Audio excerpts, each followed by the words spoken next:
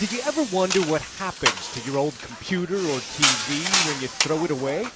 Chances are some of your electronic junk ends up here in China, the world's biggest dumping ground for electronic waste. Electronic waste, or e-waste, arrives by the truckload to a southeastern Chinese town called Guiyu, where locals are experts at ripping apart electronic trash. There are e-waste disposal businesses here on nearly every street. And in mom-and-pop operations like this, workers rip apart the appliances and pull out the most valuable elements and components for resale to future manufacturers. They worked fast, identifying and sorting plastic with the help of a flame. The women here tell us all the trash is foreign, even though Chinese law bans the import of electronic waste. The most valuable electronic guts, like circuit boards, are separated and the rest treated like some giant plastic harvest. Workers take piles of plastic chips and mix them into what looks like a synthetic stew. The men here say this plastic will be resold to the company Foxconn, which makes parts for Apple's iPhone.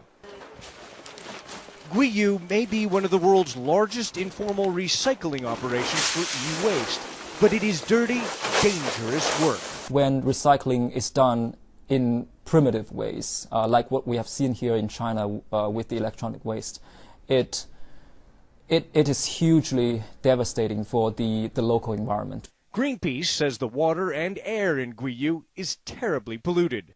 I am walking on flat screens. These come from laptops or from computer monitors or video TV screens, and they can contain a highly toxic chemical, mercury. And you can see how those chemicals could then seep into the environment and even into the food supply of nearby livestock.